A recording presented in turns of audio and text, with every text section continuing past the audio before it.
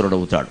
నిన్నటి వరకు అధికారంలో ఉండేవాళ్ళు దిగిపోయారు, ఇక రారేమో అనుకున్న వాళ్ళు పైకి వచ్చారు. నమశివాయ.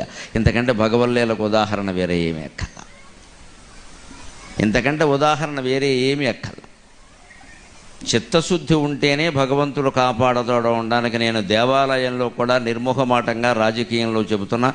చిత్తశుద్ధితో నాకు ఇచ్చిన సీట్లు చాలు, వాటిలో గెలిస్తే చాలు అన్న పవన్ కళ్యాణ్ 23 చోట్ల నెగ్గాడు. 23 చోట్ల నెగ్గాడు.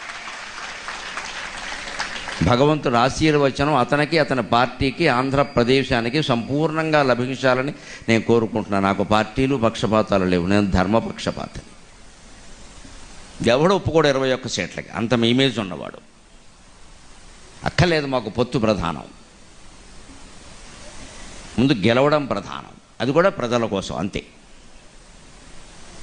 ఖచ్చితంగా వచ్చేసాయి. ఇవాళ